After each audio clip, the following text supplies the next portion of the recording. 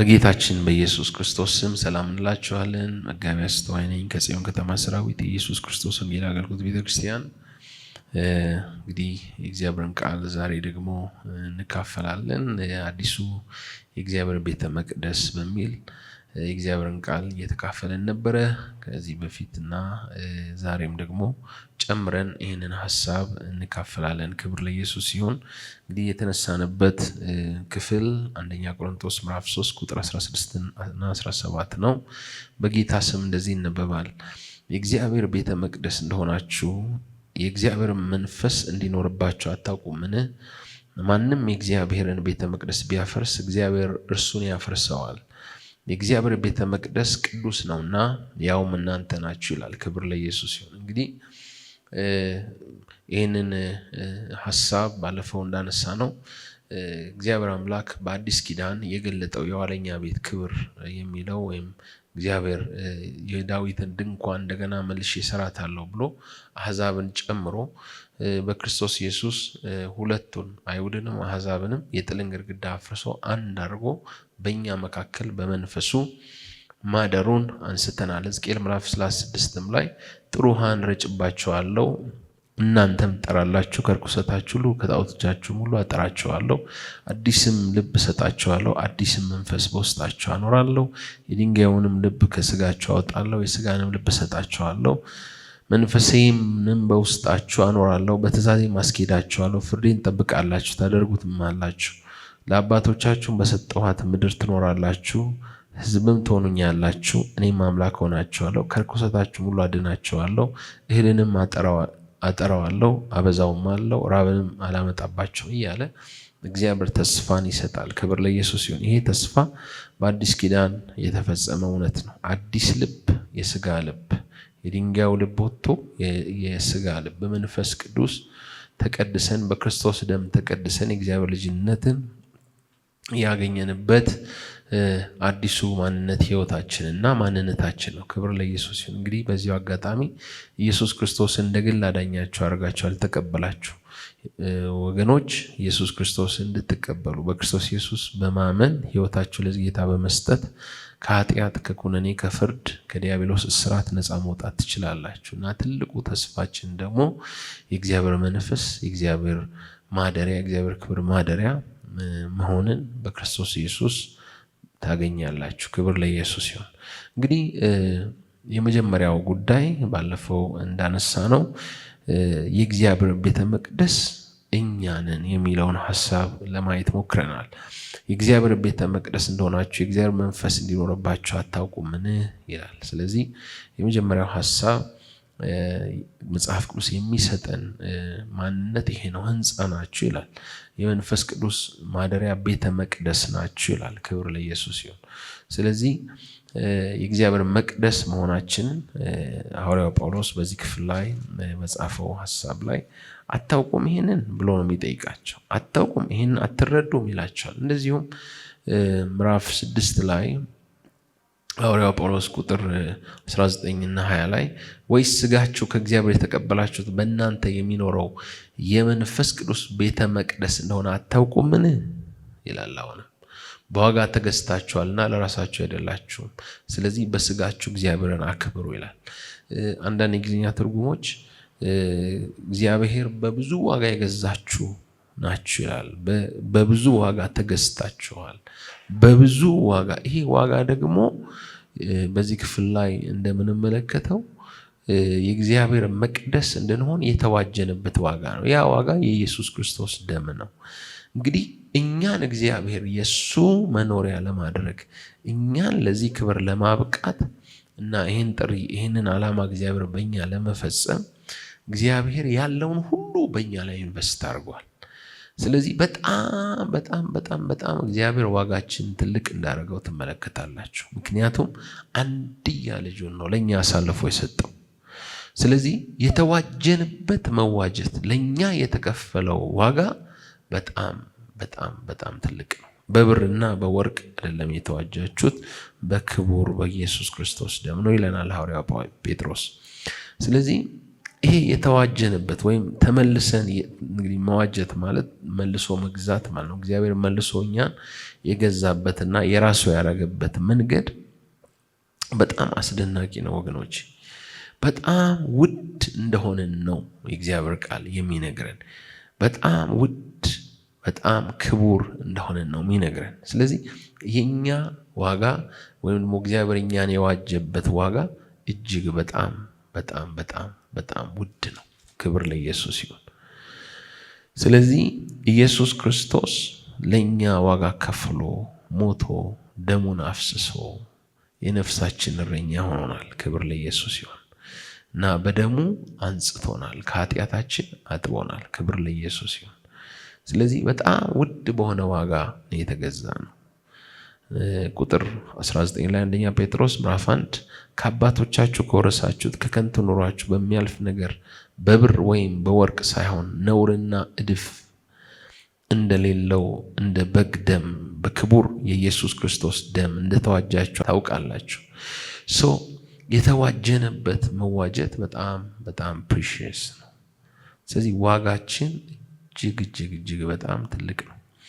እግዚአብሔር አምላክ ያለውን ሁሉ ለኛ እንደከፈለ ወይም ደግሞ አሳልፎ እንደሰጠ አንድያ ልጁን መጽሐፍ ቅዱስ ይነግረናል። ዮሐንስ 3:16 በእርሱ የሚያምን ሁሉ የዘላለም ሕይወት እንዲኖረው እንጂ እንዳይጠፋ እግዚአብሔር አንድያ ልጁን እስኪሰጥ ድረስ ዓለሙን እንዲሁ ወዶአልና ይላል። ስለዚህ በጣም ተወደናል። እግዚአብሔር ለራሱ ነው ያደርገን ይህንን ሁሉ ዋጋ የከፈለው። ክብር ለኢየሱስ ይሁን። ስለዚህ ተገዝታችኋል። you are both።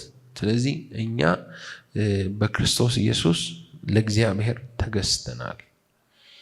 ለዚህ ነው የሰዎች ባሪያ አትሁኑ የሚለው። ስለዚህ ጌታ አለን፣ የገዛን ጌታ አለ። ሃሌሉያ!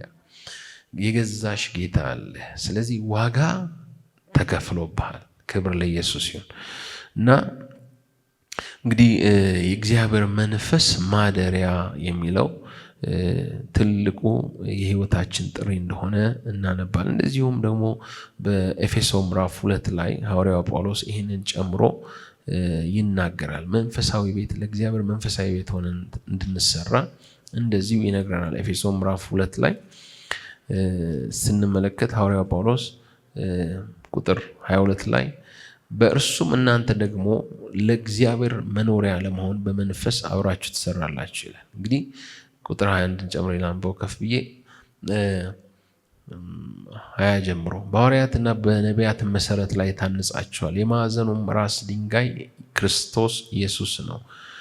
በእርሱም ሕንፃ ሁሉ እየተጋጠመ በጌታ ቅዱስ ቤተ መቅደስ እንዲሆን ያድጋል። በእርሱም እናንተ ደግሞ ለእግዚአብሔር መኖሪያ ለመሆን በመንፈስ አብራችሁ ትሰራላችሁ። ስለዚህ በዚህ ክፍል ላይ የሚነግረን በሐዋርያትና በነቢያት መሰረት ላይ ታንጻችኋል ማለት ሐዋርያትና ነቢያት ናቸው መሰረቱ ማለት ሳይሆን ጌታ ኢየሱስ ክርስቶስ ለጴጥሮስ በማቴዎስ ምዕራፍ 16 ላይ እንዳለው ቤተክርስቲያኔን በዚህች ዓለት ላይ እሰራታለሁ የገሃነም ልጆች አይችሏትም ብሎ የተናገረው ሐሳብ በዚህች ዓለት ላይ የሚለው አንተ ሕያው የእግዚአብሔር ልጅ ነህ በሚለው ነው። እንግዲህ መሰረቱ ክርስቶስ እንደሆነ ሐዋርያው ጳውሎስ አንደኛ ቆሮንቶስ ምዕራፍ 3 ላይ የተናገረውን ባለፈው ተመልክተናልና ይሄ መሰረት ኢየሱስ ክርስቶስ እንደሆነና የተመሰረት ነው በክራይስት ላይ ነው፣ በሰዎች ላይ አይደለም፣ በሌሎች ፍልስፍናዎች ላይ አይደለም። የተመሰረት ነው በክርስቶስ ኢየሱስ በራሱ ላይ እንደሆነ መጽሐፍ ቅዱስ ይነግረናል። ምዕራፍ 16 ማቴዎስ ምዕራፍ 16 ቁጥር 16 ላይ ስምዖን ጴጥሮስን መልሶ እናንተስ እኔ ማን ትሉኛላችሁ ሲላቸው አንተ ክርስቶስ የእግዚአብሔር ልጅ ነህ አለ ይላል። ኢየሱስ መልሶ እንዲህ ያለው የዮና ልጅ ስምዖን ሆይ በሰማያት ያለው አባቴ እንጂ ሥጋና ደሜን አልገለጠልህም፣ ብፁዕ ነህ አለው። እኔ እምልሃለሁ አንተ ጴጥሮስ ነህ፣ በዚህች ዓለት ላይ ቤተክርስቲያን እሰራታለሁ የገሃነም ደጆች አይችሏትም። ስለዚህ የተገለጠለት መገለጥ ላይ በዚህ ዓለት ላይ ነው የምሰራው፣ የገሃነም ደጆች የማይችሏትን ቤተክርስቲያኔን እሰራለሁ ይለዋል። ስለዚህ የተሰራው መቅደስ በዚህ ዓለት ላይ በክርስቶስ ላይ የተሰራ እንደሆነ ነው የሚነግረን እና ኤፌሶን ምዕራፍ 2 ላይ ያነበብኩላችሁ ሐሳብ ይሄን ነው የሚነግረው። እንግዲህ የሐዋርያትና የነቢያት መሰረት ሐዋርያት ያነጹት የክርስቶስን መሰረት አስቀምጠው እንደሆነ ሐዋርያው ጳውሎስ ጽፎልናል። እንደዚሁም ጴጥሮስ መልእክትም ውስጥ የምናያቸው ሀሳቦች አሉ እና የማዕዘኑ ራስ ድንጋይ ክርስቶስ ነው ይላል። የማዕዘን ራስ ይሄ በወንጌላትም ውስጥ በተደጋጋሚ የተነሳ ነው። ግንበኞች የናቁት ድንጋይ እርሱ የማዕዘን ራስ ሆነ። የማዕዘን ራስ እንግዲህ እንትኑን መሰረቱን የሚወስን ዋና ድንጋይ እንደሆነ ነው የምንመለከተውና መሰረቱ ክራይስት ነው፣ ክርስቶስ ነው። ይህን በብዙ ቅዱሳን መጽሐፍት ውስጥ ማየት እንችላለን። ምክንያቱም አንድ መጽሐፍ ቅዱስ መጽሐፍ ወይም አንድ ከመጽሐፍ ቅዱስ ክፍል ወስደን በራሱ ብቻ ሳይሆን ከሌሎች ቅዱሳት መጽሐፍትም ጋር እንደዚሁ በማስተያየት መፍታት የምንችልበት አንድምታ ስላለ ማለት ነው። አንዱ ቅዱስ መጽሐፍ በሌላው ቅዱሳት መጽሐፍት ይፈታ ስለሚችል ማለት ነው። ስለዚህ መሰረቱ ክርስቶስ ነው።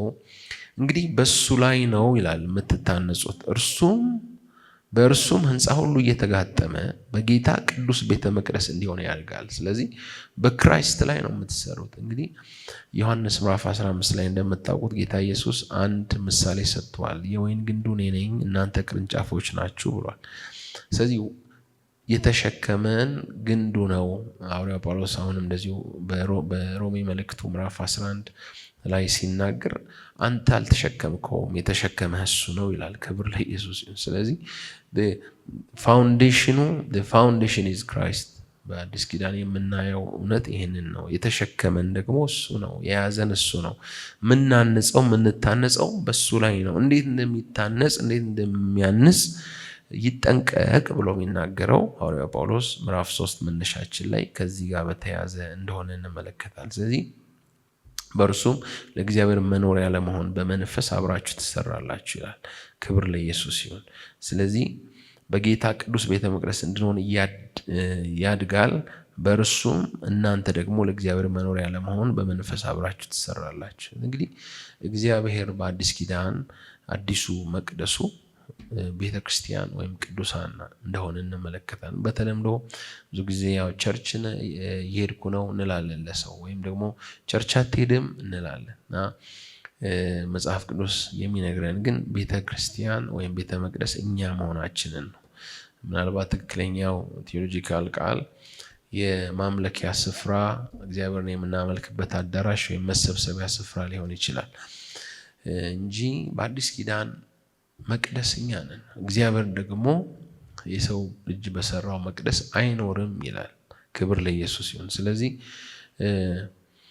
ህንፃውን ወይም ደግሞ እግዚአብሔር የምናመልክበትን ስፍራ ተቋም ወይም መሰብሰቢያውን አዳራሹን ሳይሆን እግዚአብሔር እኛን ነው ማደሪያ ማድረግ የፈለገው። ክብር ለኢየሱስ ይሁን። ስለዚህ ጥሩ ነው። አሁን ዛሬ ሁላችንም እንፈልጋለን ጥሩ በሆነ መሰብሰቢያ አዳራሽ ውስጥ መሰብሰብ ያስፈልጋል ነው። ግን የእግዚአብሔር ክብር ማደሪያ ያ አይደለም፣ እኔና እናንተን። ዋናው እኛ መሰራት አለብን። አስቀድማችሁ ጽድቁንና መንግስቱን ፈልጉ እንዳለ ሌላው ይጨመራል ነውና እግዚአብሔር ያለው እኛ ስንሰራ እኛ በመንፈስ ለእግዚአብሔር ቤት ለመሆን በክርስቶስ ላይ ታንጸን ስንሰራ በክርስቶስ መሰረት ላይ እኛ ስንሆንና በትክክል ስንገነባ ሌላው ነገር እግዚአብሔር እየጨመረልን የሚሄደው ጉዳይ ነው የሚሆነው። ክብር ለኢየሱስ ይሁን። ስለዚህ ማንነታችንን ስትረስ አርገን በዚህ ስፍራ ስለሚናገር ይሄን እንድንይ ስለምፈልግ ነው። እኛንን መቅደሱ፣ አንቺ ነሽ መኖሪያው። በክርስቲያን ይሆንሽ እህቴ፣ ክርስቲያን ይሆንክ ወንድሜ፣ መንፈስ ቅዱስ የሚኖረው እግዚአብሔር መኖሪያ ያደረገው አንተን ነው። ስለዚህ አዲስ ኪዳን የሚነግረን እውነት እግዚአብሔር ክብሩን መግለጥ የሚፈልገው ራሱን መግለጥ የሚፈልገው መመለክ የሚፈልገው በአንተ ውስጥ ሆኖ ነው፣ በእኔ ውስጥ ሆኖ ነው። ክብር ለኢየሱስ ይሁን እና የእግዚአብሔር መገኘት በቅዱሳን ህብረት ውስጥ እንደሆነ እንመለከታለን። ክብር ለኢየሱስ ይሁን። ስለዚህ የመንፈስ ቅዱስ በአዲስ ኪዳን መፍሰስ መንፈስ ቅዱስ የመጣው በእኛ ላይ ነው። ስለዚህ ይሄ አካላችን ይሄ ስጋችን የመንፈስ ቅዱስ ማደሪያ እንደሆነ እንመለከታለን። ስለዚህ የእግዚአብሔር መገኛ እኛ ነን። የእግዚአብሔር መቅደሶች እኔና እናንተ ነን። ክብር ለኢየሱስ ይሁን። ይህን ሀሳብ እንቀጥላለን። እግዚአብሔር አምላክ ዘመናችን ይባርክ። ተባረኩ።